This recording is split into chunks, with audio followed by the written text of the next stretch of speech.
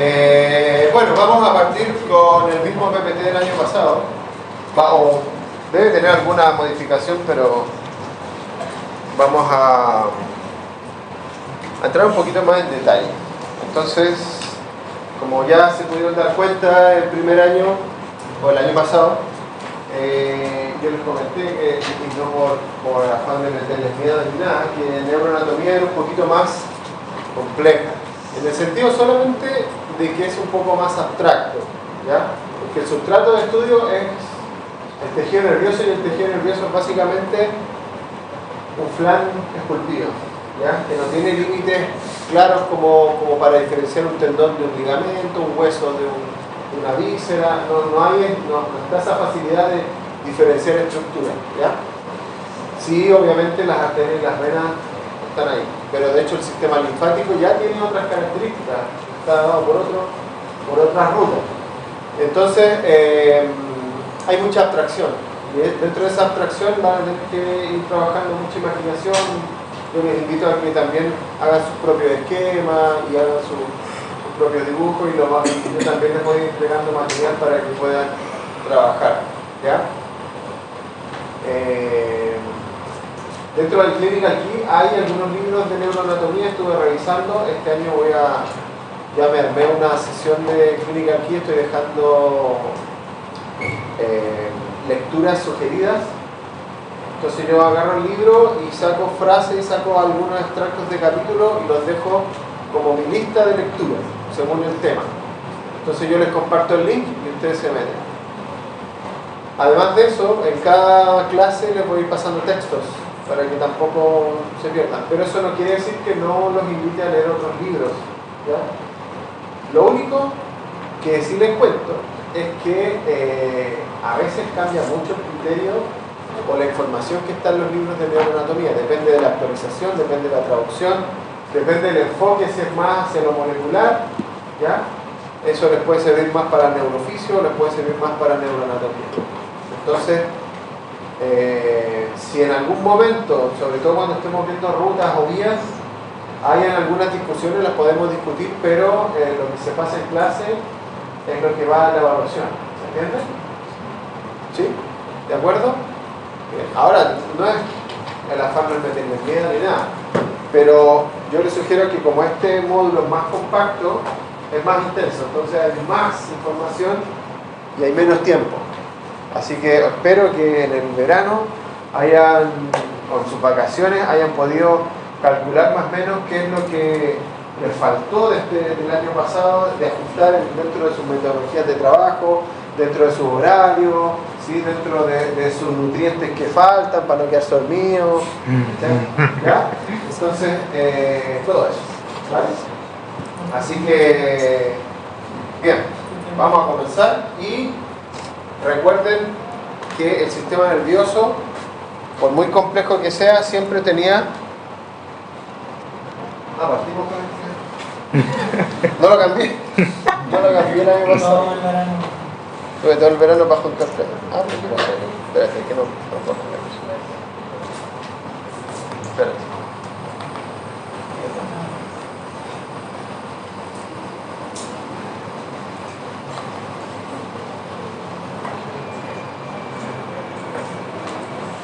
Ya sí, pues.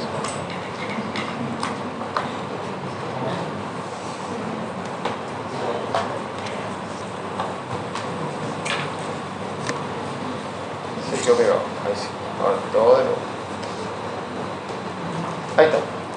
¿Se acuerdan que habíamos comentado ya que el sistema nervioso se encarga o que hay sistemas de control corporal? Porque recuerden que tenemos que coordinar, el cuerpo tiene que coordinar bajo un diseño, ¿no es cierto?, estructural y funcional, tiene que coordinar a millones de células, ¿ya?, para que se pongan de acuerdo. Por lo tanto, hay distintas formas de controlar el cuerpo, y que puede ser de forma específica o inespecífica. ¿Se acuerdan que habíamos hablado de los sistemas humorales, que son los líquidos que andan circulando por el cuerpo? Y también está el sistema endocrino a partir de moléculas específicas, que son las hormonas, que supongo que este año la van a estudiar. Sí, el endocrino. Van a hablar de los órganos diana, los receptores y todas las moléculas que interactúan y células específicas que interactúan con las hormonas. Y por eso mismo la hormona le da lo mismo que ande por todo el cuerpo, ¿sí? De manera inespecífica, encontrando a su célula diana, que es la que le va a recibir o la que le va a agarrar el receptor. Es por eso que los sistemas hormonales, que son moléculas de señalización, ¿ya? De mensajería básicamente, va por la sangre, ¿ya? Entonces todas las glándulas endocrinas son muy irrigadas, tienen mucho drenaje venoso, ¿sí? Recuerden el sistema corticoficiario, ¿cierto? Recuerden que por ejemplo las arterias tiroides, que no era una sola, eran varias, las venas también. Entonces todas tengan conciencia de que las glándulas endocrinas son muy irrigadas, muy conectadas a venas. Y además de eso, tenemos un sistema específico. ¿Y a qué me refiero a un específico? Que son moléculas, en este caso no son hormonas, en este caso son neurotransmisores, que van dentro de la misma neurona. Por lo tanto, como ya saben que la neurona tiene prolongaciones, como las axón y las dendritas, ¿cierto? Esas prolongaciones son del mismo citoplasma. El citoplasma, el que se alarga, genera una estructura con citoesqueleto y genera una especie de carretera. Y dentro de esa carretera, recuerden que hay organelos que generan vesículas, ¿sí? Que van atrapando moléculas, y esas vesículas van llevando esos neurotransmisores a partir de impulsos que están básicamente mediados por bombas sodio-potasio, ¿cierto? Y todo un impulso electroquímico, ¿ya? Por eso se le llama impulso eléctrico o electroquímico, básicamente. ¿Pero dónde van? Viajan dentro de la célula nerviosa, siempre van a viajar dentro de la célula nerviosa. ¿Y hacia dónde van? Hacia órganos efectores. ¿O de dónde vienen? Vienen de los receptores, ¿sí? Como por ejemplo, ¿qué receptor se acuerda? De 7 segmentos. ¿Ah? Receptor de 7 segmentos. ¿El papá? El receptor de 7 segmentos. ¿Cuál es el receptor de 7 segmentos? Es una clasificación de receptor, el que recibe la proteína Q. No, estoy hablando de receptores macro y receptores ¿Para anatómicos. receptores? Por ejemplo, la retina, los conos, los bastones. Por ejemplo, el órgano de Corti en el oído también son receptores, ¿sí?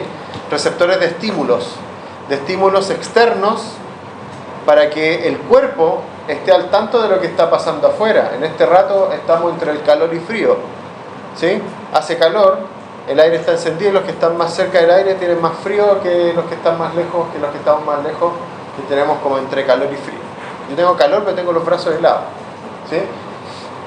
Todo eso se percibe por receptores externos, y esos receptores externos se conectan y estimulan a las neuronas, a las prolongaciones de las neuronas, y viajan, hacen que a través de esta excitación los potenciales de acción impulsen estas moléculas que se dirigen hacia el cuerpo de la neurona, hacia el soma. Y el soma, ¿qué hacía? Procesa la información y emite una respuesta, ¿sí? Que va por una prolongación eferente. ¿Se acuerdan de esos términos? Aferencias, eferencias, ¿ya? Si no se acuerdan, acuérdense que eferencia viene de sacar, pero también de efecto. No sé si se identifica eso, pero me suena igual. Eferencia, efecto. ¿Por qué? Porque tiene que llegar a los efectores. ¿Y cuáles son los efectores que están conectados al sistema nervioso? Los músculos y las glándulas de todo tipo, músculos de todo tipo. Toda actividad del sistema nervioso, ¿sí? Radica en una acción muscular, finalmente como respuesta, o una secreción glandular, ¿sí? De alguna u otra manera. Hay circuitos que son más cortos, hay circuitos que son más complejos, pero al final, porque siempre me tratan de pillar, me dicen, los pensamientos. Claro, los pensamientos generan emociones, y las emociones se representan con gestos, se representan con lágrimas, con sudoración, con estornudos, ¿sí? Y todo eso son acciones musculares y glandulares, de alguna manera, ¿ya? glándulas endocrinas, glándulas exocrinas también. ¿Sí? ¿Se acuerdan cuál es la diferencia? Ya. Estoy confiando en ustedes. Me dicen que sí. Por lo tanto, la dinámica, recuerden que esto también lo vimos en su momento. No voy a apelar a su mala memoria ni buena memoria, pero lo voy a volver a repetir, pero yo sé que lo hablé en algún momento. El estímulo tiene que ser captado por un receptor, ¿vale? ¿Qué es un estímulo? Vuelvo a preguntar. ¿Qué es un estímulo?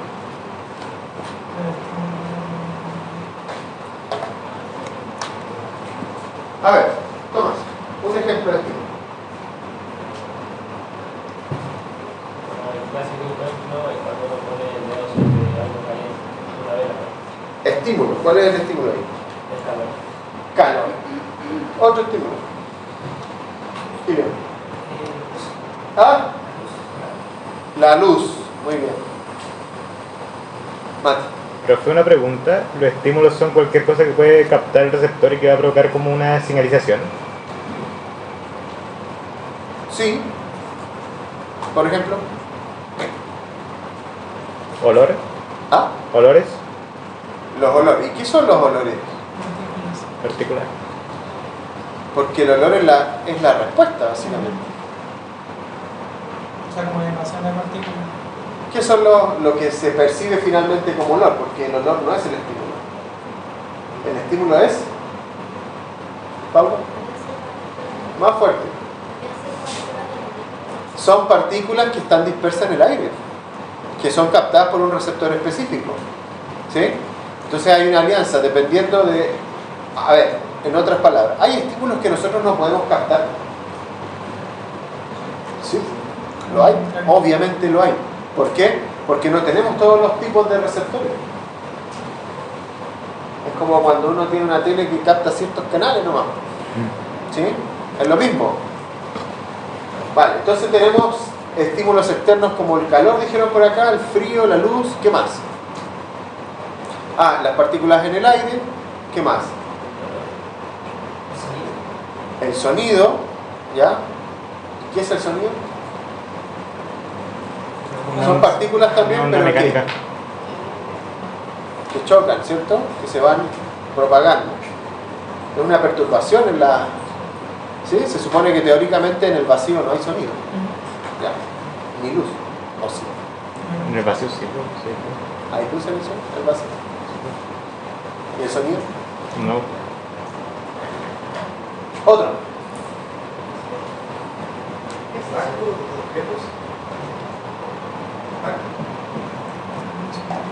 El tacto es la respuesta. ¿Qué te provoca el tacto? La presión, por ejemplo. La presión, la deformación de la piel. ¿Qué más? ¿Ah? La acidez. ¿La acidez de dónde? ¿Interna? Estamos hablando de estímulos externos. La acidez, ya, pero las cosas ácidas, por ejemplo, un cítrico. ¿Pero qué es el estímulo ahí? Son moléculas que están disueltas en líquido. Igual que el olfato, en vez del aire, en el líquido. ¿Sí? De hecho, las rutas del olfato están muy ligadas al gusto. Cuando se les tapa la nariz y no captan olores, no captan sabores, porque las rutas son parecidas. De hecho, el gusto viene siendo una especie de olfato líquido. O el olfato viene siendo gusto aéreo o gaseoso, ¿cierto? Pero dentro de la evolución se supone, o de la formación del cuerpo, el olfato es el más antiguo de todos. El primero. ¿Ya? La presión atmosférica. La presión atmosférica, ¿cierto? La cantidad de oxígeno que hay en el aire. ¿Qué otro más se me queda por ahí? ¿Qué otra cosa?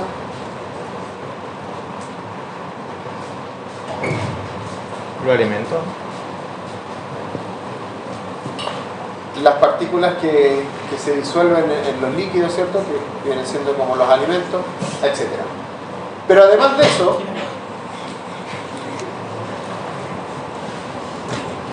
¿está bien? Ya.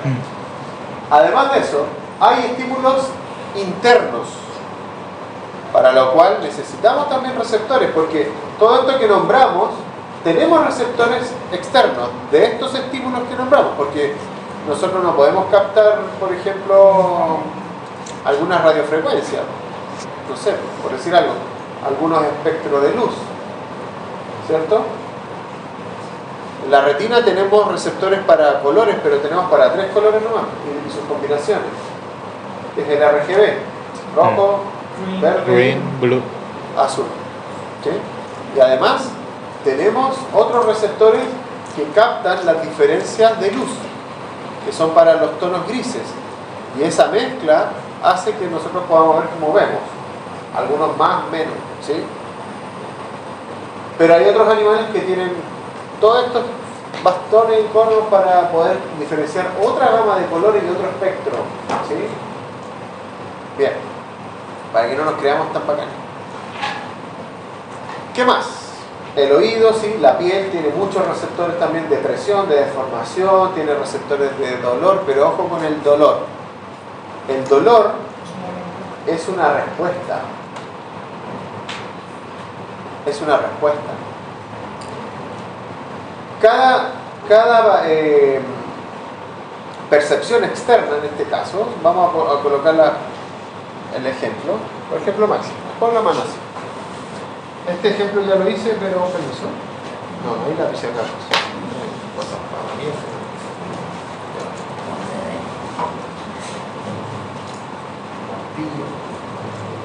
A ver, en la mano tenemos, y en la piel, tenemos receptores de presión. ¿Sí? Receptores de presión. Entonces, ¿puedes sentir una presión leve? Sí. ¿Puedes sentir una presión leve? También. Significa que toda la superficie que tocó o tomó contacto con el lápiz activa receptores de presión. Bueno, también activa receptores para el peso y todo eso, pero es una mezcla. Ya. Ahora, ¿sientes presión? Sí. Pero es un campo de receptores menor. ¿Sí?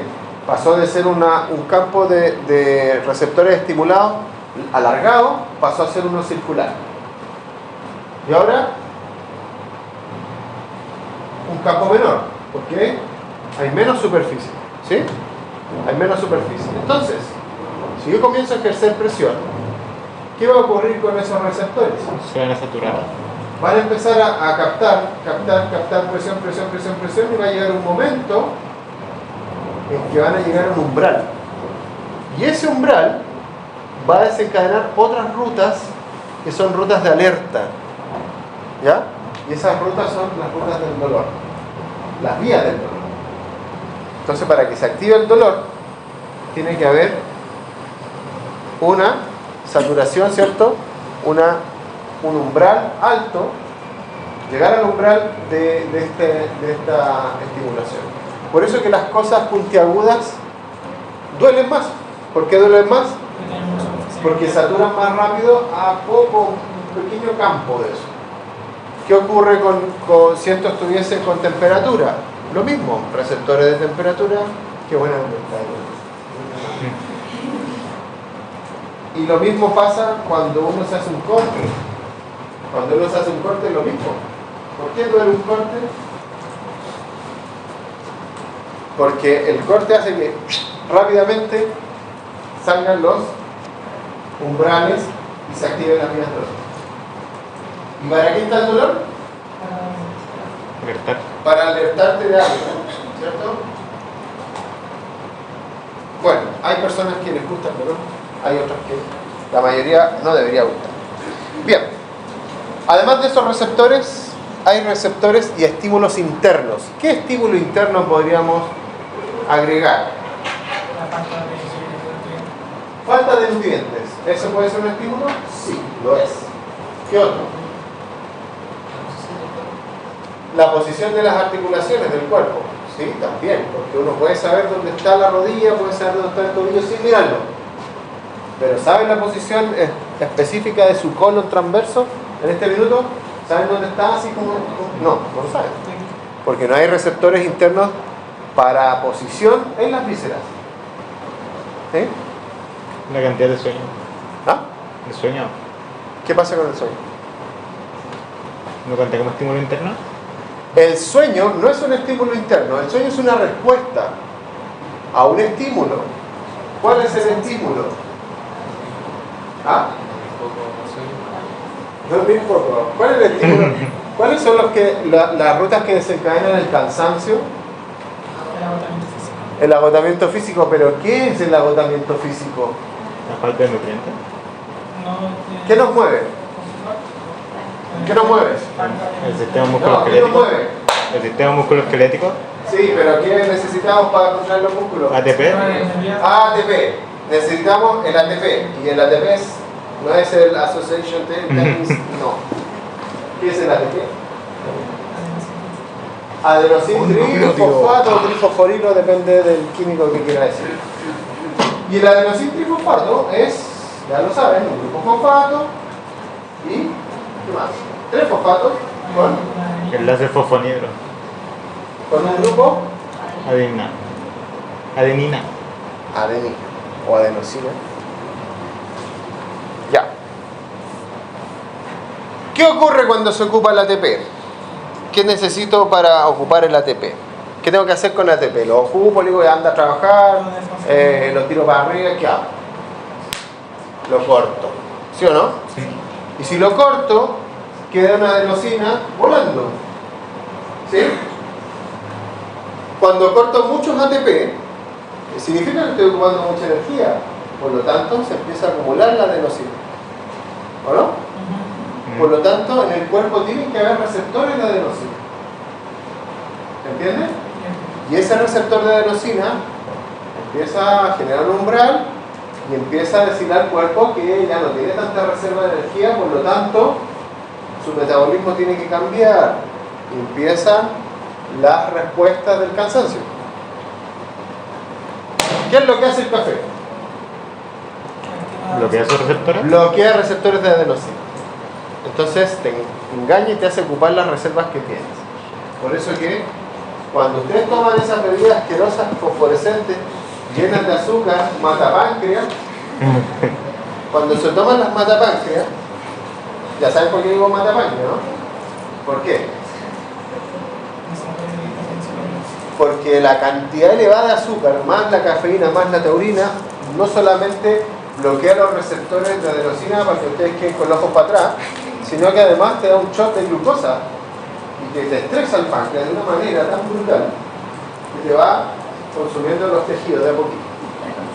¿Ya? Los picos de insulina son los más peligrosos con respecto al daño del cuerpo. Entonces, cuando toman esas asquerosidades, se toman y se bloquean esos. Pero eso es una respuesta. ¿Sí? El estímulo fue la acumulación de adenosina. ¿Y el receptor? Los receptores de adenosina que tienen las células. ¿Ya? La respuesta, todo lo que hace el sistema nervioso. Espera, otro más. ¿Otro estímulo? La presión arterial. También, ¿se acuerdan del cuerpo carotídeo? ¿Se acuerdan del globus carotídeo? Hay receptores en las arterias que indican la cantidad de oxígeno y la cantidad de presión que va llegando a la sangre que va hacia el encéfalo. ¿Y por qué? Primero porque el cerebro, el sistema nervioso en general, ocupa mucho azúcar, ocupa mucho oxígeno y es delicado, man. Por lo tanto, un exceso de presión también puede dañar, ¿ya? Generando una presión endocrinal importante que cualquier cosa mata a las neuronas, digo, ¡pum! Y se mueren las neuronas. No son tan bacanes, o sea, son bacanes, pero son delicadas. ¿Sí? El trasnoche mata neuronas, dormir mal mata neuronas, los matapáncreas también matan neuronas. Incluso dormir así pegado a la ventana de una micro y pegarse esos micro cabezazos también matan muchas neuronas, así que llena un cojín, ¿sí? Etcétera. Profe, una pregunta, que lo que pasa es que usted en una parte había mencionado que cuando los receptores de adenosina se se saturan, se interpreta como que está quedando poca ATP. Entonces, ¿por qué el cuerpo en vez de desacelerar el metabolismo simplemente no lo acelera para producir más ATP? Porque, a ver, ya sí, tiene lógica lo que dices, pero el cuerpo también tiene otros receptores que indican que hay una actividad o que no hay muchos recursos. Porque el hecho de que te falte adenosina, también te pueden faltar otras cosas, sobre todo el calcio y esas cosas, o los músculos están demasiado saturados, ¿sí? O los recursos, ¿se acuerdan que una vez les hablé que hay unos recursos de memoria caché que tiene el cerebro Sí, diario? que hay que- Ya, eso también tiene que ver con eso. Entonces, los receptores de adenosina cuando son bloqueados también engañan, pero no están así. No están así. Hay gente que el café después no le hace nada porque se hacen resistentes a eso. ¿Ya? Pero, claro, es que el cuerpo no es tan sencillo como uno cree. ¿Sí? Por eso que, bueno, después en farmacología ahí lo pueden discutir. Pero, sí. Es buena la lógica que estás hablando porque, claro, dicen, bueno, pero uno puede, y lo puede hacer, de hecho uno lo puede hacer, pero después viene un bajón, porque hay una mala lectura de lo que está pasando realmente en tu cuerpo. Y no solamente hay un desgaste de adenosina, sino que también hay un desgaste de todas las rutas que implican hacer ATP. Y eso se necesita. La poda neuronal también es importante, etcétera, etcétera. ¿Ya? Oh, primera pregunta del año. Voy a aprovechar que está despierto. Dime. ¿Por qué da sueño estar aburrido? ¿Ah? ¿Estar aburrido también da sueño?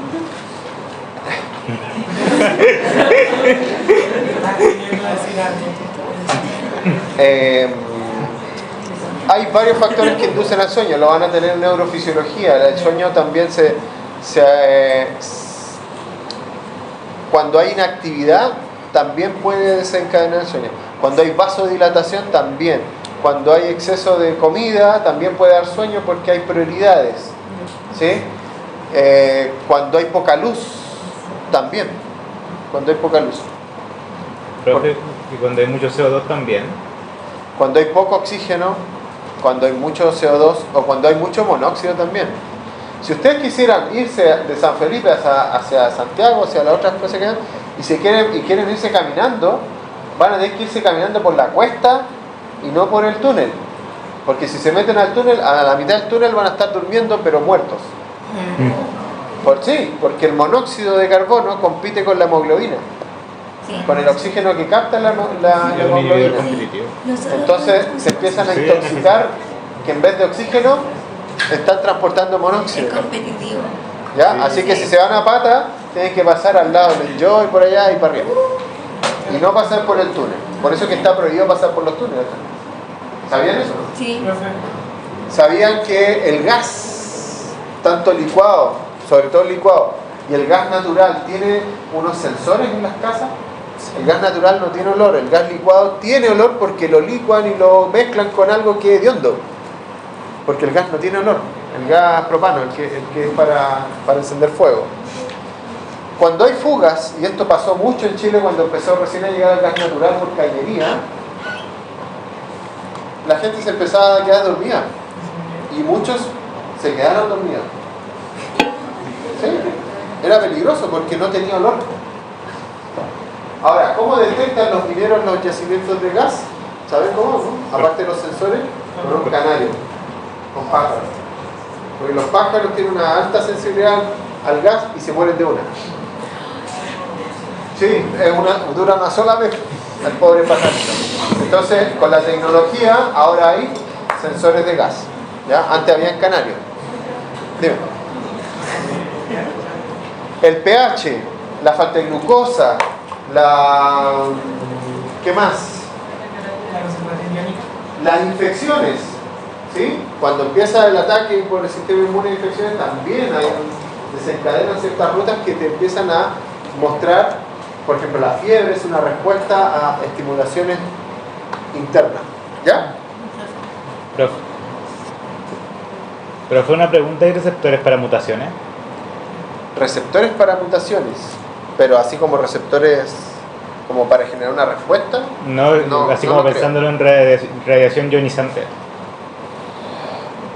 Es que ese ya es otro tema.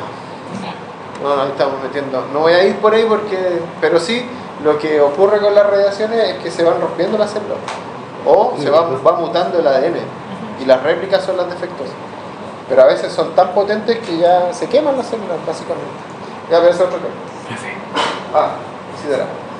Bueno, ya pasó el tema, pero cuando se refiere a... Ya pasó el tema, pero cuando se refiere a la poda neuronal, es cuando se refiere a la gente a la edad del pavo. No, No. no, pero es buena tu pregunta. ¿Escucharon? Me pregunta Isidora si lo de la poda neuronal tiene que ver con la edad del pavo. Son dos cosas distintas. A ver, aclaremos lo de la poda neuronal porque eso también es importante. En los primeros años nacemos con un superávit de neuronas. Y empieza a ocurrir una poda dependiendo de los circuitos consolidados que uno va generando en los primeros 8 años. Por eso que es importante la atención al ser humano hasta los 8 años por lo menos para consolidar una persona más o menos que se comporte como un ser humano. ¿Sí? Con cierto comportamiento. Pero además de eso, diariamente uno percibe todo lo que está ocurriendo. Y cuando esa información satura, también activa, también es ocupar energía, también ocupar glucosa, oxígeno, etc. También activa el sueño. Porque en el sueño reparador que le llaman, en eso se van desconectando los circuitos diarios y se queda solamente lo que significa algo para ustedes. Y ahí viene el concepto de aprendizaje significativo. ¿Sí? Por eso es que cuando ustedes estudian tienen que estar tranquilos para que eso signifique algo y tienen que estudiarlo con otra conciencia, no solamente el hecho de aprender por aprender, sino que tienen que darle un sentido a eso.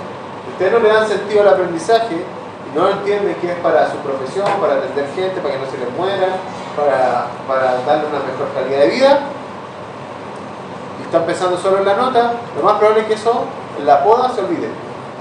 Se va olvidando porque no es tan significativo. Significó para la prueba y después, ¡bum!, poda de nuevo y se olvida. ¿Se entiende la idea? ¿Cuáles son las distintas?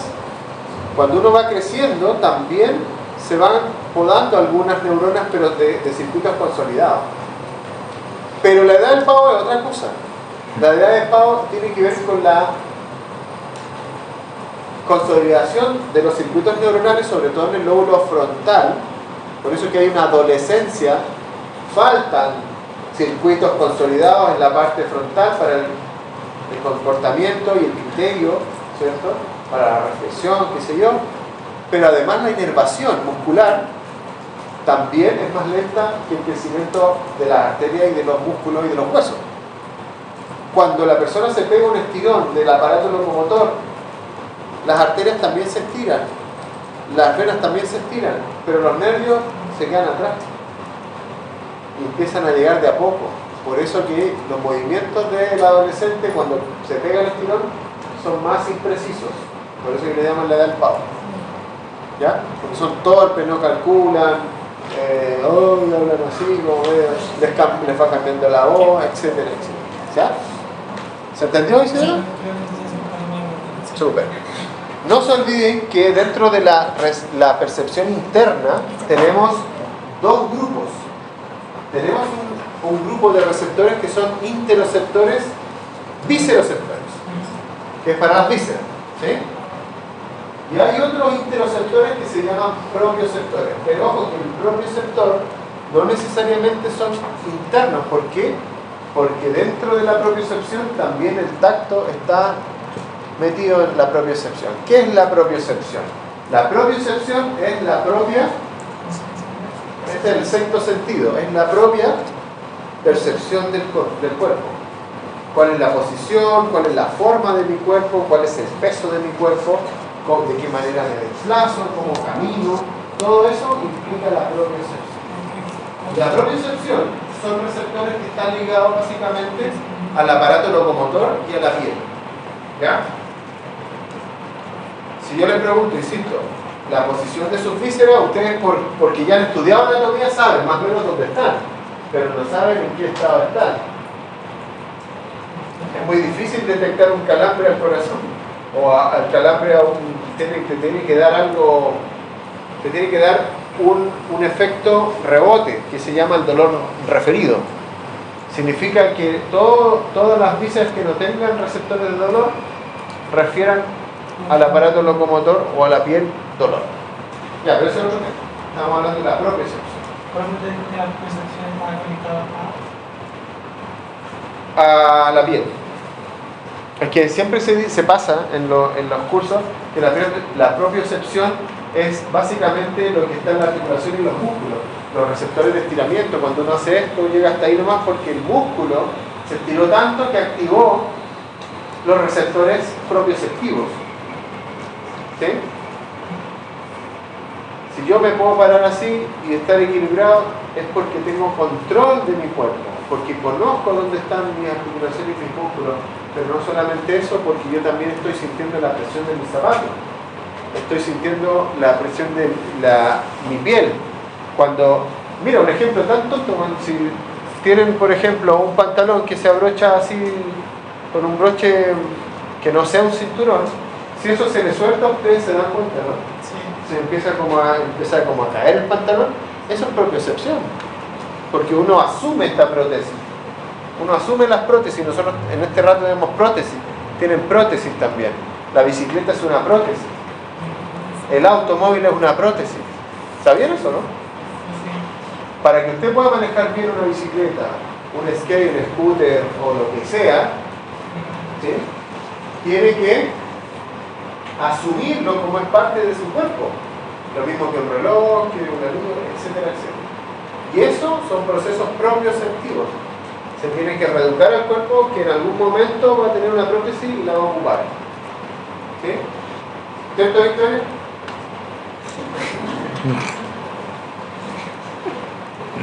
Ya. ¿Qué hora es? Hagamos una pausa y seguimos. Entonces, la unidad funcional y de alguna manera estructural del sistema nervioso es la neurona. ¿Ya? Pero es más funcional.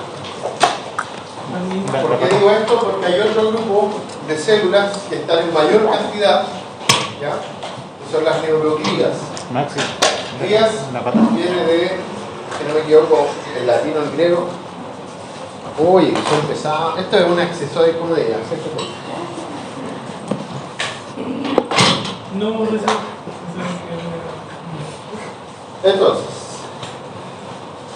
las neuroglías básicamente le dan soporte estructural y también de alguna forma funcional a las neuronas. Las neuronas, como son un tejido, son unas células muy específicas, necesariamente necesitan de la ayuda, por ejemplo, incluso hasta para desconectarse entre ellas, para conectarse entre ellas, ¿ya? Para recuperar neurotransmisores, para alimentarse, para defenderse. Y ahí están, y para sostenerse. Y ahí lo hacen las neuroglías.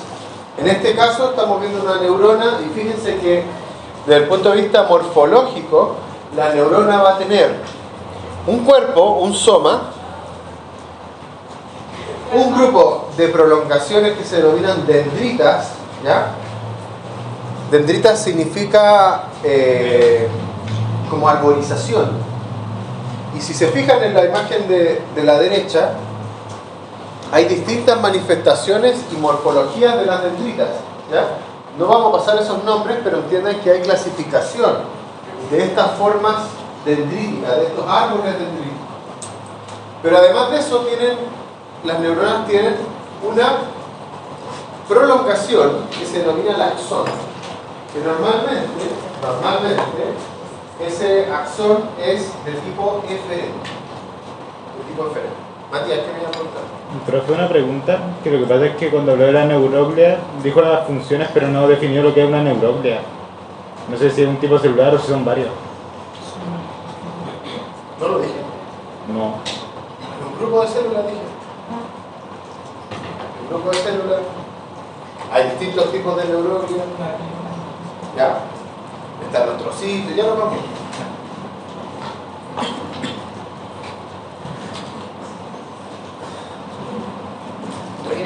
No hay caso.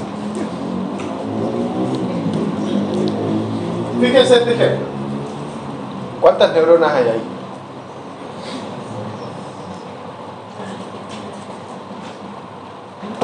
¿Cuántas neuronas hay ahí?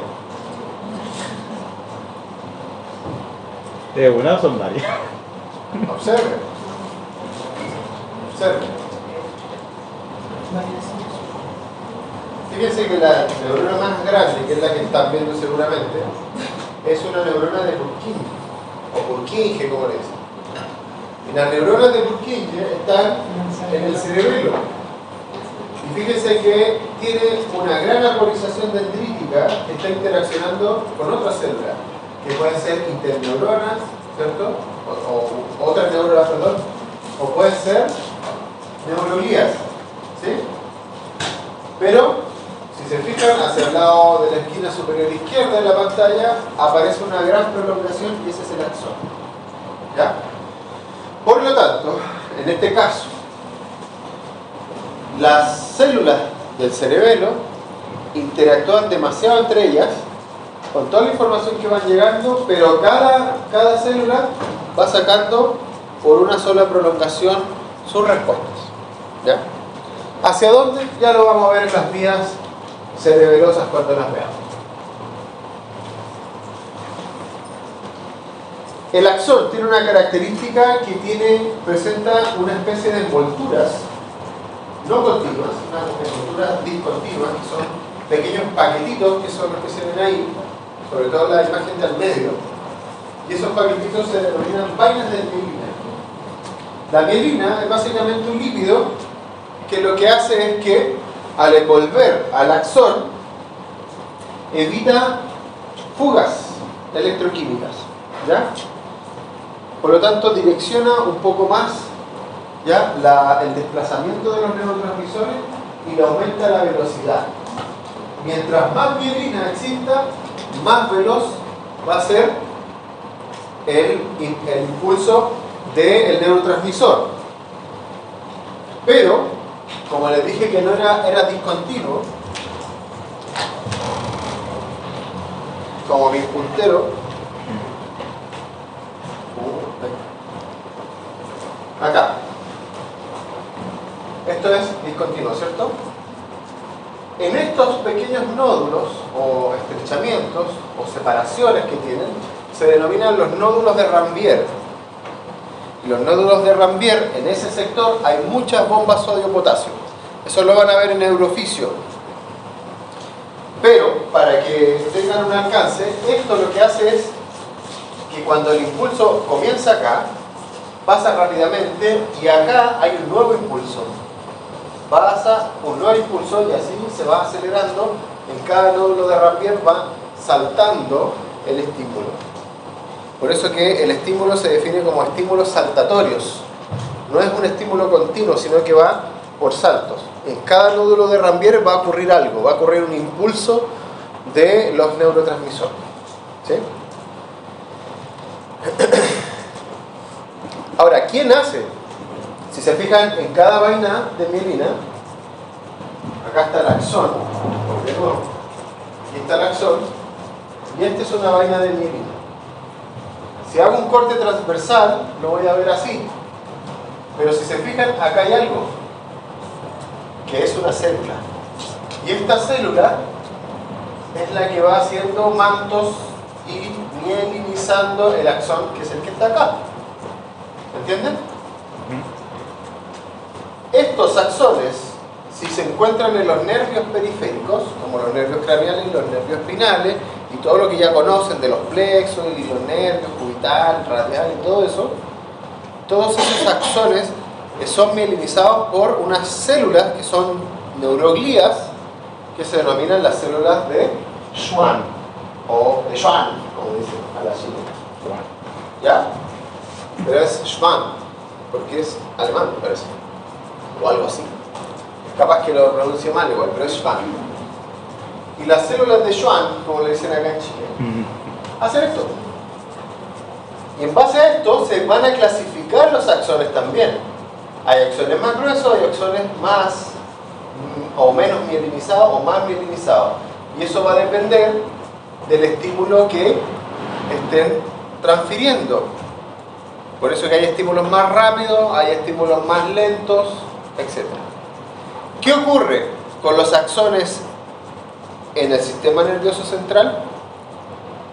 Hay otro grupo de células, que son estas, que se denominan los oligodendrocitos.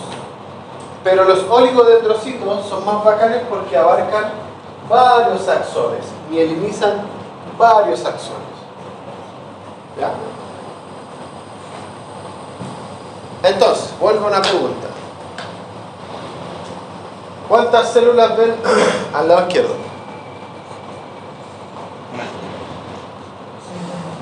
¿Cuántas células ven? No dije neuronas, dije cuántas células. ¿Ah? 5, 6. Tenemos 1, 2, 3, 4, 5, 6. ¿Se entiende, no? En cada vaina de mielina hay una célula de Schwann. ¿Sí? Entonces, ahora imagínense un axón que mide 70 centímetros. Que fácilmente puede ser un axón que viene desde el pie hasta la médula espinal. A la altura de L1, ¿cierto? T12. Así un tremendo axón. Lleno de células de Schwann. Por lo tanto, ¿cuál es la relación entre neuroglías y neuronas? Es una por, no sé, pueden ser 40, una por 100 neuroglías. Tiene hartos empleados la neurona. ¿Ya? Se cree figura. Bueno, características de la neurona, esto ya lo vimos. Excitabilidad, irritabilidad, o sea, tiene la capacidad de percibir estímulos. Conductividad, que es lo que hemos estado hablando, y ahí hay algunas de las funciones que puede tener la neurona, más complejas o menos complejas. La neurona es la que comanda todo el sistema nervioso central, ¿sí? Y también está en el sistema nervioso periférico, ¿ya?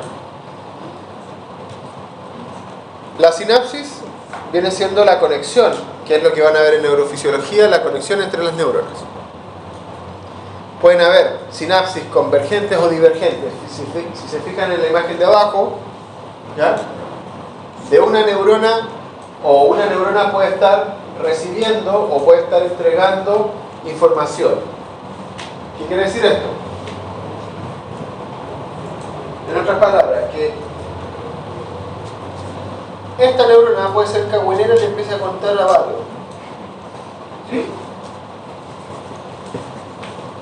O esta puede ser la cagüinera que viene como que va a sacar la información, pero de varios comentarios. ¿Se entiende, no?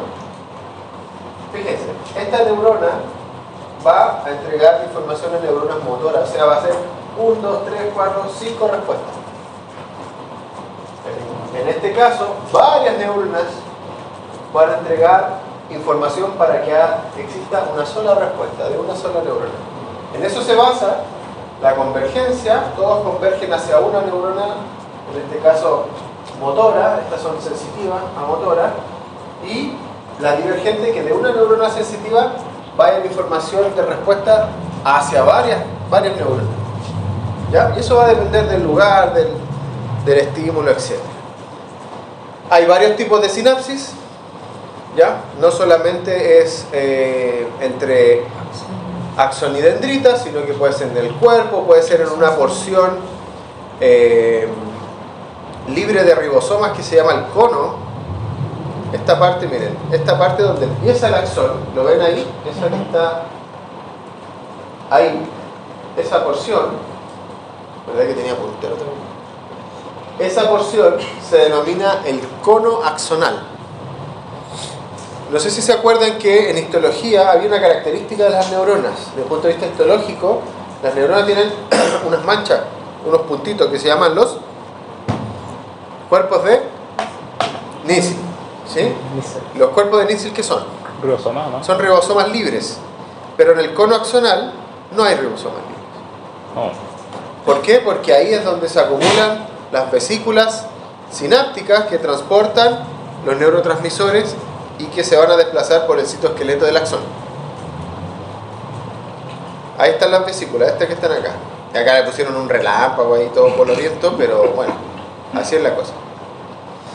Y como las vesículas son parte de la membrana, cuando llegan al terminal, esto lo van a ver en neurofisio, la membrana pasa a ser parte de la misma membrana y libera los neurotransmisores al espacio sináptico y lo recibe la otra neurona. Básicamente es el resumen de la sinapsis, pero después ustedes lo van a ver con los canales de calcio, los canales de cloro, los sodio y potasio, etc.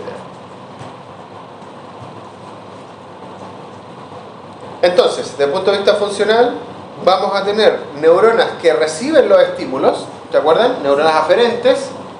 Vamos a tener una gran cantidad de interneuronas, que son neuronas intermediarias, y luego vamos a tener las neuronas motoras, que son las eferentes. Y en eso se basa el circuito de las rutas neuronales, que pueden implicar un par de neuronas o pueden implicar cientos de neuronas. Eso va a depender de la complejidad de la acción o de la información que se está procesando. Hay varias clasificaciones de las neuronas. Están las funcionales, aferente, eferente, ¿sí? Interneurona o de asociación. Las morfológicas, ¿ya? Pero esto también, más que morfológicas, que son estas que están acá, son clasificación en base a prolongaciones, ¿ya? Entonces, podemos tener neuronas que tienen múltiples prolongaciones, como las multipolares, ¿ya? Que son las que están a la derecha. Tienen una gran arborización dendrítica y un axón, pero, por ejemplo, en los órganos de los sentidos existen muchas neuronas que tienen solamente dos prolongaciones y se llaman bipolares, ¿sí? En este caso una dendrita de entrada y un axón de salida. Pero en el sistema nervioso periférico, en el ganglio de la raíz dorsal, ¿se acuerdan de ese concepto? El ganglio de la raíz dorsal, estaba en la médula atrás. ¿Se acuerdan cómo se forma un nervio espinal? Eso también tienen que repasarlo, porque lo vamos a volver a ver. El nervio espinal se forma por una raíz anterior, una raíz posterior. Y la raíz posterior tenía ganglios de la raíz posterior o de la raíz dorsal. Esos ganglios tienen esa forma que está a la izquierda, que pareciera que tienen una sola prolongación, pero en realidad son las dos que van al mismo lugar. Y de hecho son axones ambos, ¿ya? Son axones mielinizados o con poca mielina. Y se denominan neuronas pseudo-unipolares. Son una característica de las neuronas periféricas que forman o que están ligadas al nervio, ¿ya? Porque también vamos a tener neuronas en los ganglios de la raíz dorsal y los ganglios simpáticos, los ganglios del plexo, de los plexos entéricos. ¿Se acuerdan de eso? Submucoso, ¿sí? Que son los ganglios del sistema nervioso entérico, los que están en el intestino. Tipos de neuroglías o neuroglias, como quieran llamarlo, igual está bien. Ya hablamos de las células de Schwann, hablamos de los oligodendrocitos que están acá. Están las células ependimarias que van a recubrir cavidades internas del sistema nervioso central. Y vamos a tener microglias, que las microglias tienen una misión más bien de defensa, ¿ya? Pasan a ser como el sistema inmune del sistema nervioso. Y las más famosas, las más bacanas, las que tienen más funciones y más responsabilidades, son los astrocitos. Astrocitos se llaman porque tienen forma como de estrellas, así de astros. Y acá hay una relación, miren, acá hay una neurona, acá otra neurona, miren acá hay axones ¿Lo ven? Los axones de esta neurona. Y miren, esa célula que está ahí es una neuroglía que mieliniza a 2 axones en este caso. Por lo tanto es un Oligodendrocito. oligodendrocito. ¿Y por qué no es una de Schwann? O de Schwann. Que la Schwann envuelve una nomás. Porque está mielinizando más de una. ¿Ya? Eso es una característica para diferenciarlos rápidamente. Pero también están los astrocitos.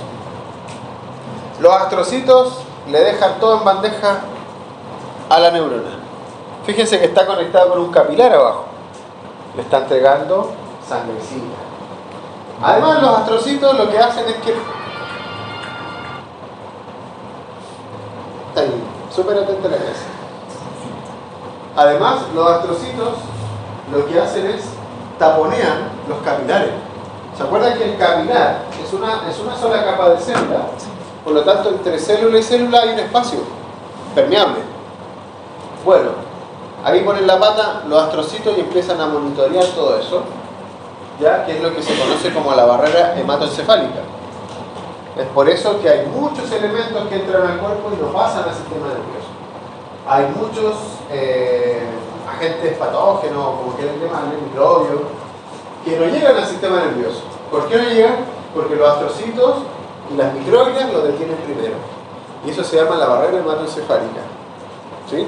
Que es súper importante porque si no, hasta por un resfrío nos podríamos morir.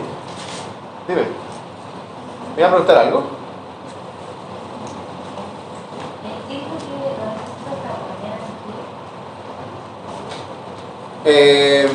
Recubren los capilares más que taponean, ¿sí? No tienen que escribir todo lo que digo. Interprétenlo con buenas palabras. Recubre el capilar. Antonia, recubre el capilar y hace una permeabilidad selectiva del capilar, de la sangre. Pero fue una pregunta, la unión del astrocito con el vaso sanguíneo, ¿esa parte tiene como algún nombre o no? Sí, pero eso lo vamos a ver cuando veamos irrigación. Ya. Estoy haciendo una introducción ahora. Terminaciones nerviosas obviamente son receptores. Fíjense que esos que parecen huella digital son los receptores de Pacini. ¿Ya? Y los receptores de Pacini son receptores de presión. Y esos receptores de presión van en la hipodermis. ¿Se acuerdan de la hipodermis? ¿Qué es lo que era la hipodermis? La grasa subcutánea. Ahí va. Están los receptores de Golgi, los receptores de Meissner, Krauss, y eso ya lo vamos a ver en su momento. ¿Sí? Vamos a ver las diferencias. Fíjense que esta animación refleja un poco cómo es la dinámica. Tuto. Ya te dije Tuto porque tiene una cara así, está chino. Tuto. En esa imagen, ¿dónde está las aferencias?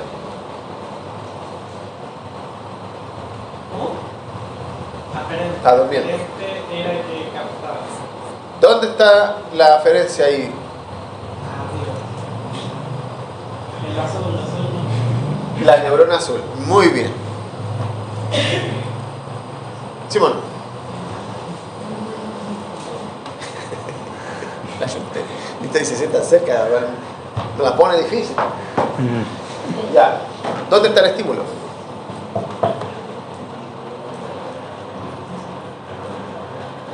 No te escucho. El fuego de la vela. Bien, Isidora. Cambia. ¿Dónde está el receptor ahí? ¿Ah? ¿En la piel de dónde? ¿Del codo? ¿De qué dedo es?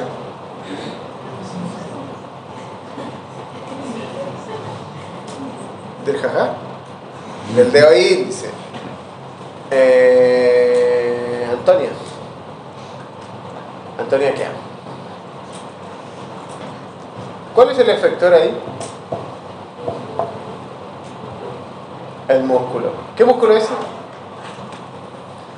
Ya, no sé tú. ¿Por qué se estresan si es un bíceps? Victoria. Ah, está despierta. Victoria. ¿Qué es esto que está acá?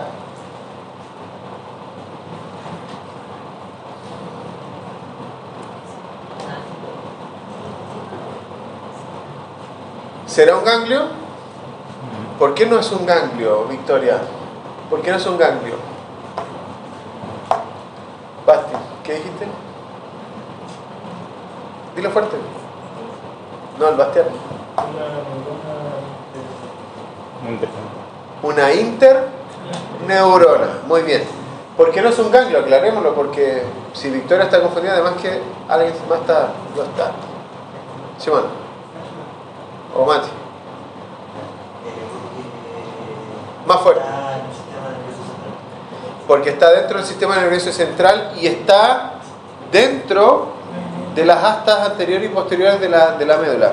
¿Sí? Y bueno, ya vamos a ver que hay sectores específicos en la médula que se le denominan núcleos, pero no ganglio. El ganglio es sustancias gris, somas neuronales en el sistema nervioso periférico. Y los núcleos son lo mismo, pero en cúmulos específicos en lugares del sistema nervioso, sobre todo en troncoencefálico, sobre todo en la base del cerebro. En la médula no, porque la médula es un gran cúmulo de sustancias gris que está en el centro de la médula, de ese cilindro de tejido nervioso. ¿Se entiende la diferencia? ¿Sí? Ya, súper. Ahí está el resumen. ¿Qué pasa, Mati? ¿Querés terminar al tiro el módulo de neuroanatomía? Estoy preguntando cosas. Todo a su tiempo, Matías. ¿Ya? Todo a su tiempo. ¿Me escuchaste bien? Todo a su tiempo. Ya. Creo que esto es lo mismo, mira. Léanlo tranquilamente y se van a dar cuenta que ya lo hemos hablado. ¿Sí o no? Si alguien tiene alguna duda aquí, pregunte. ¿Dudas de este concepto? ¿Los conceptos acá? Medio interno es todo lo que provenga desde tu propio cuerpo. ¿Ya? Por ejemplo, la luz es medio externo. El aire y el calor que estás sintiendo en este rato es medio externo. ¿Sí? La salivación, si tienes hambre o sueño, más sueño estoy viendo, eso es medio interno. ¿Ya? Bueno. Fijarse acá. Yo sé que algunos tienen hambre, pero eso no son cuchuflí. ¿Qué son? Ese es un nervio periférico que está cortado. Por lo tanto, son cuchuflí. ¿Qué son? Axones. ¿Sí? Mielinizados. ¿Se entiende, no? Están mielinizados. Obviamente, los axones y las células de Schwann están esquematizadas en las ilustraciones y no son lo mismo que una microscopía. ¿Sí? Así que no crean que los nódulos de Ranvier son tan evidentes. Pero fíjense lo que es evidente. La mielinización, mayor o menor, significa que cada uno de estos cuchuflís que están acá tienen estimulaciones distintas y velocidades distintas. ¿Se entiende, no? Ya. En esta parte tenemos la médula espinal, ya sabemos que es sustancia gris en el centro de este cilindro, que cuando lo cortamos como de forma transversal, así igual que un salame, ¿cierto? Nos va a quedar una especie de mariposa o una H, que son las astas, sin H. Mira qué paradójico. Astas sin H, pero parece una H. Esto es lo que vamos a ver en la próxima clase, médula espinal. Así que el día de la noche les voy a enviar la clase para que la lean, porque ahí ahora sí vamos a empezar con harta materia. Ahora estamos en introducción, vamos haciendo un resumen, un de todo. Tronco encefálico, la sustancia gris es más fragmentada, núcleos. Y miren acá, corteza cerebral, núcleos cerebrales. ¿Se entiende la diferencia? Miren acá, un ganglio periférico, otro ganglio periférico. ¿Ven alguna diferencia? La forma de las neuronas y la forma del ganglio. ¿Sí? Este ganglio que está acá, fíjense qué neuronas tiene. Pseudonipolares. Por lo tanto, son ganglios de la raíz dorsal. Y este, acá tiene uno pseudonipolar, pero no siempre son pseudonipolares.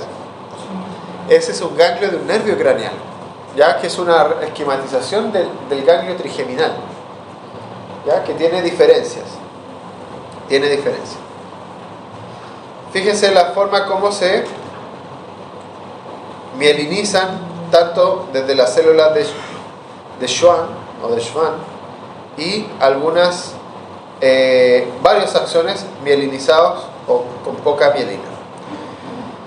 Entonces, esa misma foto del cuchuflí lo que hace es que uno puede ir ordenando y tiene una conformación muy parecida a otras estructuras. ¿A qué estructura se parece el nervio periférico? Si lo vemos en este esquema, si yo le cambio los colores y lo coloco en un color específico, ¿a qué se parece? Al músculo estriado. ¿Por qué? Porque tiene el mismo patrón de construcción, pero no es lo mismo. Este es un nervio periférico. Ahí está el ganglio trigeminal. Estos son ejemplos. Ahora fíjense, ¿se acuerdan de la célula de Purkinje? Sí. Ya, cada punto rojo que está ahí es una célula de Purkinje. Entonces, ese es un trozo de corteza cerebelosa. Todo lo que está acá son axones eferentes que están saliendo como un ramillete de todos los axones eferentes de cada uno de esos puntos rojos. ¿Cierto, Mati? ¿Sí? Vamos, lucha por eso. Que no te la gane la formación reticular. Hipocampo. Todos esos puntitos representan axones y miren acá los somas,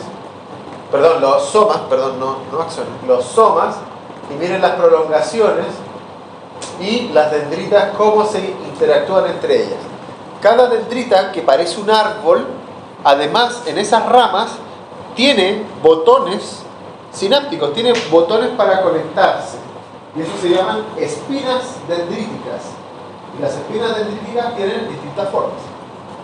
No vamos a entrar en ese detalle, pero puede que se los mencionen y lo necesiten saber en su momento. ¿Qué son las espinas dendríticas? Las espinas dendríticas son, ¿por qué? Porque si tengo una dendrita que es capaz de captar información aferente, si ese mismo tronco tiene varios puntos de conexión, tengo más conexiones a mi favor. Eso significa que están íntimamente y muy conectadas las dendritas entre sí, para comunicarse, para integrar, para hacer asociaciones, ¿ya? Para acumular información antes de emitir una respuesta. Entonces, está muy bien hecho eso, ¿ya? Cuando miramos la sustancia blanca, vamos a tener que hablar de grupos de axones más grandes, por lo tanto vamos a hablar de fibras, ¿ya? No podemos hablar de nervios porque no estamos en el sistema nervioso periférico, estamos en el sistema nervioso central. Entonces todas esas líneas asuman que son grupos de axones que se están desplazando o interconectando al cerebro. Por lo tanto, cuando hablemos de fibras cerebrales, me voy a estar refiriendo a sustancia blanca, ¿ya? Que interconecta las distintas áreas donde están los somas. ¿Y por qué? Porque en los somas es donde están las funciones cerebrales. El área del habla, el área visual, el área de asociación, el área olfativa, todo eso está mapeado en la corteza del cerebro, que son unos cuantos milímetros, que está lleno de millones de somas neuronales interactuando entre sí, como en la foto anterior, así, como esto, y que proyectan axones para generar todo el cablerío cerebral. Y ese cablerío es sustancia blanca, por lo tanto se llaman fibras. Fibras, vamos a ver fibras de asociación, de proyección y fibras comisurales en el cerebro. ¿Cómo van hasta acá? Ahora les voy a recordar las clases del profe Pozo, pero en resumen, no voy a entrar en detalle.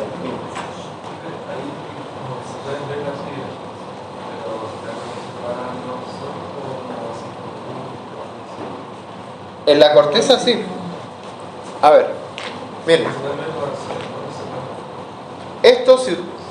Esto, si tú le haces un aumento, puedes ir viendo que de esa rayita que estás mirando son más rayitas. Si lo miras más grande son más rayitas hasta que llegues a los axones independientes, como los cuchuflis que te mostré recién. Esas son las fibras. Y en la corteza, ahí si tú te acercas vas a empezar a ver cosas como esta. ¿Ya? Entonces hagan la diferencia entre sustancia gris y blanca, que es importante. Bueno, neurulación. ¿A qué hora? ¿En qué día? Aprox. ¿Qué semana? La neurulación. Ya, vamos por partes. El embrión, ¿cómo se genera? Primero se generan dos láminas. ¿Cuáles son? Dentro de la primera semana. ¿Cómo se llaman esas láminas? ¿Ah? Epiblasto y el hipoblasto. Luego vienen tres capas. El embrión trilaminar. Ectodermo, más superficial. El meso que está dentro del sándwich. Y la otra tapita del sándwich. Endodermo. El endodermo. Ese disco trilaminar, en la zona media del ectodermo, va a empezar a diferenciar un neuroectodermo. ¿Sí? Ese neuroectodermo va a estar influenciado por un grupo de células que se posiciona justo debajo, que genera una especie de línea o cilindro celular que empieza a tocar el techo y empieza a inducir. Formen algo. ¿Sí? La notocorda. La notocorda es súper importante, ¿ya? Porque es aquella que empieza a inducir al ectodermo para que en esa zona empiece a formarse un surco neural y posteriormente un surco más profundo que genera unas crestas neurales. Esas crestas neurales suben igual que una ola y antes de reventar la ola se juntan y forman un tubo neural. ¿Ya? La notocorda es importante, dije, porque activa rutas, ¿cierto?, de diferenciación. Y esas rutas de diferenciación ocupan cantidades enormes de ácido fólico, ¿ya?, para formar grupos de metilo, ¿sí? CH3. ¿Para qué? Para formar timina. Y esa timina, ¿qué forma? ADN. Es parte del ADN. Por lo tanto, ¿qué está induciendo? Una replicación.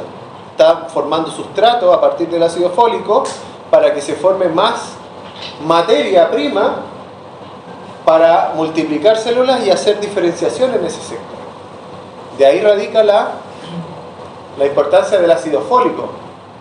Pero el ácido fólico es acumulativo. No es llegar, estoy embarazada, voy a tomar ácido fólico. Eso no sirve. ¿Sabían eso?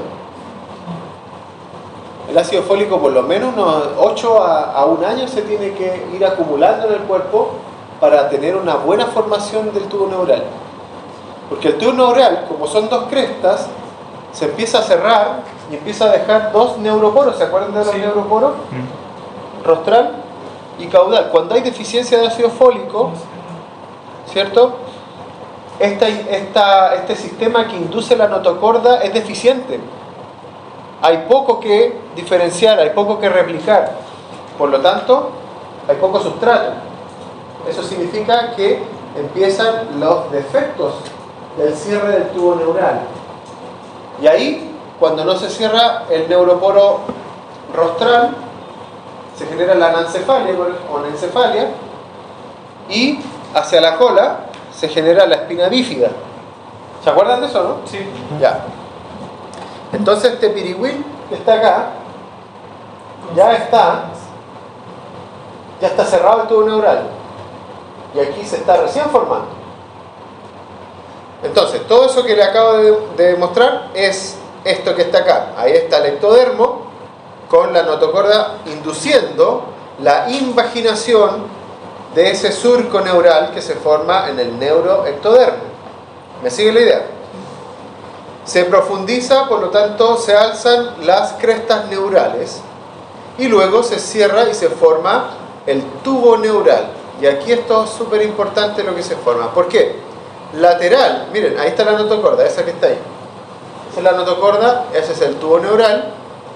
Y al lateral, en el mesodermo, se van formando unos cúmulos de células que se llaman somitas, o somites, o somitos, como quieran llamarlo. ¿Ya? Y los somitas van a ser los futuros, como son mesodérmicos, ¿es futuro qué? ¿Qué forma eso? Forma músculos, forma costillas, forma vértebras. ¿Ya? Vértebras que van a acompañar y después van a recubrir al tubo neural.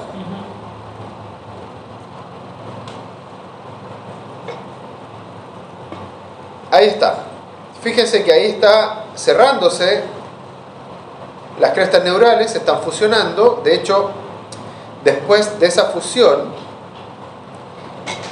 fíjense que acá se ve, ¿cierto? Se ve el tubo neural. Acá arriba también quedan células de la cresta neural, pero esas células de la cresta neural después abandonan la zona del tubo neural y se reparten en el cuerpo. ¿Para qué? Para formar el sistema nervioso periférico.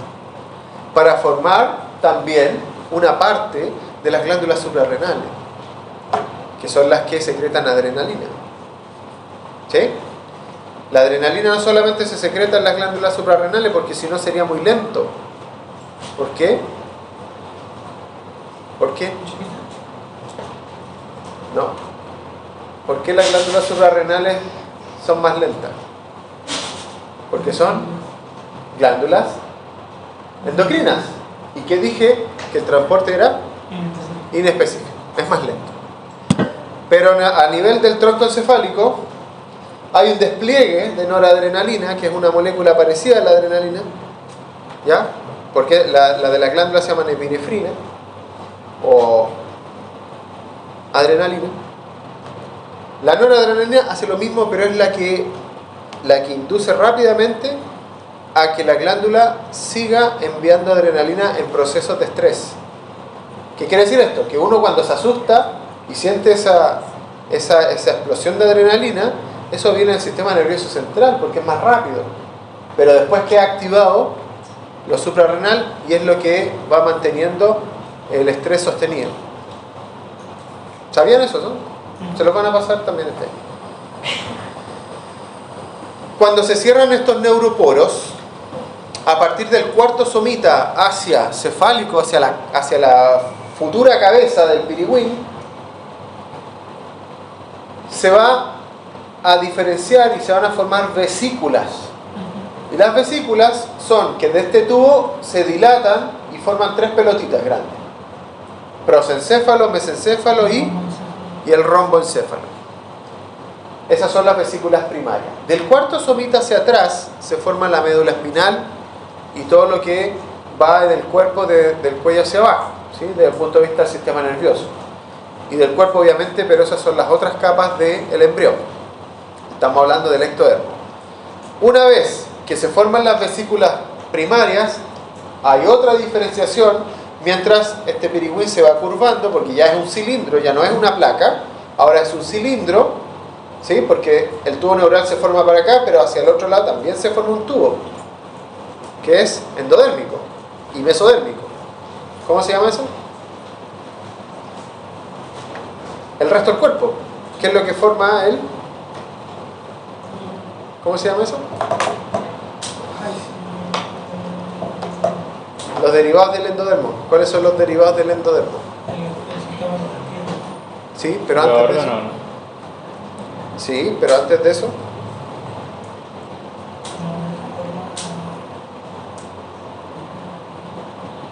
¿Cómo se llama? Ya, van a tener que repasar un poco. Bueno, ahora no lo van a necesitar, pero sí lo van a necesitar después. Bien, volvamos al ectodermo y al tubo neural, que es el paquímero posterior. Ahí les di una pista. Fíjense cómo se va curvando y se van diferenciando las vesículas primarias y secundarias. Una vez que se empiezan a diferenciar las vesículas secundarias, telencéfalo, mesencéfalo y metencéfalo y mielencéfalo. Mielo significa médula, ¿ya? Pero no de la médula espinal, sino que de la médula oblongada, oblongata, que es parte del bulbo, del tronco encefálico. Luego se empiezan a formar ya estructuras más específicas en el diencéfalo, sobre todo el tálamo, ¿cierto? El hipotálamo, el subtálamo, etc. Y el telencéfalo, telen significa lejano, lo más lejano, ¿ya? Lo más lejano del encéfalo es los hemisferios cerebrales. Telencéfalo, no es que tenga cara de tele, ¿sí? Sino que es telen, que queda lejos. Este es el telencéfalo, los hemisferios del cerebro. El mesencéfalo forma los pedúnculos, el puente del tronco encefálico, y el romboencéfalo el bulbo, ¿ya? Y del cuarto somitácea hacia caudal ya se forma la médula espinal. Por lo tanto, dentro del estudio de la neuroanatomía, lo más sencillo para estudiar es la médula espinal. ¿Por qué?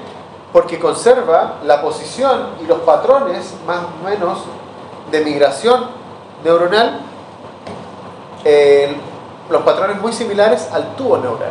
No hay una gran deformación del tubo neural en lo que corresponde a la médula espinal. Por lo tanto, es súper ordenado diferenciar neuronas motoras, neuronas sensitivas, interneuronas, neuronas autónomas, motoras y sensitivas. ¿Ya? Es cosa de dividirlo por la mitad hacia adelante y la mitad hacia atrás. Por eso que empezamos y comenzamos el estudio de la neuroanatomía con médula espinal. Una vez que la médula espinal entra a lo que corresponde del cuarto sumita hacia adelante, o sea, del foramen magno hacia adentro, a la cavidad encefálica, ya empieza a complejizarse y la sustancia gris se separa, y ahí hay que empezar a detectar dónde están las neuronas motoras, las autónomas sensitivas, las somáticas sensitivas. Y además de eso se le agregan otras cosas, como los órganos sensoriales, ¿sí? No los sensitivos, los sensoriales, los de los órganos de los sentidos, excepto el tacto, ¿ya? Pero se agrega lo que corresponde a la vía visual, lo que corresponde a la vía vestibular, auditiva, al gusto, al olfato, ¿ya? Este es un resumen bastante, ¿cómo se llama? Visual, a partir de las vesículas primarias y secundarias. Y aquí, cuando hay problemas de cierre del neuroporo caudal, se puede formar la espina bífida, y la espina bífida tiene varios tipos, ¿ya? Está la meningocele, está la mielomeningocele y otras más. Anencefalia, fíjense que cuando no se cierra el neuroporo, lo que se forma, no se puede formar las vesículas propiamente tal, se forma una parte nomás. Y como no se cierra eso, al no formarse bien el sistema nervioso, el resto de las estructuras mesodérmicas que cubren con una membrana, que finalmente acompañan al crecimiento y que finalmente van a ser la cavidad craneana por osificación membranosa. ¿Se acuerdan de eso que les comenté? Que lo vimos bastante. No se forman, por lo tanto la persona queda sin encéfalo casi, más bien le queda el tronco encefálico. ¿Y por qué sé que tiene el tronco encefálico? Porque el tronco encefálico es la parte más importante del sistema nervioso central, porque ahí están los centros neumogástricos también, ¿ya? O sea, ahí están los centros de la respiración, están los centros del corazón, ¿ya? O sea, podemos vivir sin cerebro, probablemente no tan bien, pero podemos mantenernos vivos. ¿Podemos vivir con la mitad del cerebro? Sí. ¿Con la mitad del cerebelo? Sí. Sin el cerebelo, también. No digo una excelente calidad de vida, pero si puede mantenerse vivo, me refiero a estar respirando, ¿ya? Pero sin el tronco encefálico, hasta ahí nomás. El tronco encefálico es el que lleva la vida. ¿Qué pasa? Pero fue una pregunta, ¿el tronco encefálico es lo mismo que el tronco calloso? No existe el tronco calloso. ¿El cuerpo calloso? No, el cuerpo calloso es otra cosa. El cuerpo calloso es esto que mostré al principio. Ese es el cuerpo calloso. ¿Sí? Calloso significa grueso. ¿Ya? Bueno, esa es la anencefalia. Eso es cuando hay, por ejemplo, problemas de ácido fólico o hay otros problemas. A veces hay virus que se meten también. ¿Cómo se llama esto que te lo pegan los gatos? ¿Mononucleosis? ¿Puede ser? No me acuerdo bien. Bueno, pero hay algunas infecciones virales que también impiden el cierre del neuroporo. El alcohol y otras cosas. Drogas. Pero principalmente la falta de ácido fólico. Y en el otro neuroporo puede ser acá. Una abertura donde no se cerró las vértebras, la piel sí se cerró, pero queda el líquido cerebroespinal, se va y forma esta gran cavidad con líquido, ¿ya? Que se denomina, ¿cómo se denomina esto? La meningocele. ¿Y por qué es meningocele? Porque es la meninge que se protruye y sale como una pelota. ¿Sí? Cuando sale la médula espinal hacia afuera es mielo, ¿sí? Como el mielencéfalo, médula, mielo, meningo y cele, que es el espacio con líquido. El celoma. Ahí está el celoma del endodermo. Pero no, es el concepto nomás, cele. A veces se oculta. ¿Y cómo se detectan esas espinas bífidas ocultas? Porque de alguna manera la piel forma una especie de lunar con muchos pelos. Y ahí es donde se detecta, en ese lunar grande, en los bebés, donde está una espina bífida oculta. Significa que cerró la piel, una parte, pero el hueso sigue abierto. Profe, ¿y eso no aprieta la cola de caballo? ¿Ah? ¿Eso no aprieta la cola de caballo? Cuando es mielomeningocele, sí, pues la cola de caballo sale hacia afuera. Pero cuando es meningocele, no, queda ahí. Pero de que puede afectar, claro que afecta. Mira, acá se ve cómo sale la médula con cola de caballo y todo. Bueno, y depende de la altura de la espina bífida también. Pero normalmente es lumbar. ¿Qué hora es? Van a ser las 5. ¿Cuánto? 4:57. Ah, ya. Me quedan 3 minutos. Entonces, fíjense. ¿Por qué? ¿Hasta qué hora? Dura hasta las 5:45, profe. ¿Hasta las 5? 45. Ah, ya. Hoy día no. Ah, pero ojo, el viernes es tirada larga, así que háganse la idea, tráiganse algo para comer. No traigan unos matapáncreas, pero coman algo, un café, qué sé yo. Porque es de 8:30 a 1:30. Completo. ¿Ah? No, vamos a hacer recreo, obviamente, pero háganse la idea de que vamos a hablar mucho de neuroanatomía. La próxima clase vamos a pasar médula, incluso vamos a llegar a tronco. Entonces es harto.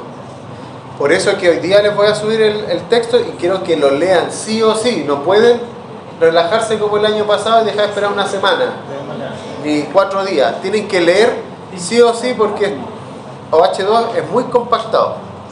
¿Ya? Entonces, resumen. Encéfalo, ya saben qué es lo que es el encéfalo. ¿Qué es el encéfalo? Todo lo que está en la cavidad encefálica. Cerebro, cerebelo, tronco encefálico. El tronco encefálico es bulbo, mesencéfalo y pedúnculos cerebrosos. ¿Sí? Después está la médula. Acá tenemos los nervios espinales, también a repasar los nervios espinales. Las meninges las vamos a ver en su momento, ya con los espacios. Y la clase del viernes vamos a ver las características de la médula espinal externa, entonces van a tener que leer para poder pasar rápido y para que no se les haga. Uno de los grandes motivos por el cual ustedes se duermen es porque no están captando mucho, porque como no tienen información previa, el sistema nervioso lo que hace es protegerse. Y una de las protecciones que hace es asustarse, evadir. Y como no pueden evadir físicamente, la evasión es dormirse. Es dormir. También es la falta de nutrientes, el calor y el cansancio. ¿Ya? Ya, lo de la punción lumbar lo vamos a ver en su momento. La formación esto también lo vamos a ver. Y este año también vamos a repasar un poco los nervios periféricos, pero nos vamos a enfocar principalmente en el sistema nervioso autónomo, simpático, parasimpático y en los nervios craneales. Ya no vamos a ver mucho, no vamos a ver flexo braquial, cervical, eso ya lo vimos. ¿Ya? Lo que vamos a ver son estos, desde su origen y en parte su recorrido. Así que, insisto, tienen mucho que leer. Vamos a ver el cerebelo también, el cerebro, sus partes, corteza, áreas funcionales, vamos a ver las fibras, vamos a ver la protección y la irrigación también, las arterias y las venas, el drenaje venoso, los senos venosos. ¿Se acuerdan del concepto de seno venoso? Ya. El líquido cerebroespinal y eso. ¿Ya? Así que, preparaos porque se viene. ¿Ya? No tengan miedo, pero sí a la acción. No se relajen. Les voy a mandar el texto, lean. El libro que pillen les va a servir hasta ahora. El libro que pillen. ¿Qué? Profe, la lectura la va a hacer el aula virtual. ¿Ah? La va a hacer el aula virtual. No. Se lo voy a mandar la hice. Bien. Y como última cosa, gracias por asistir. Me da gusto verlos de nuevo. Y eso, esperemos que lo disfrutemos. Para que podamos disfrutar, necesito que vengan con conocimientos previos, ¿ok? Ya. Así que a estudiar. Cualquier duda me escriben. Un abrazo. Ah, me salió como un correo. Un abrazo. Ya, chao.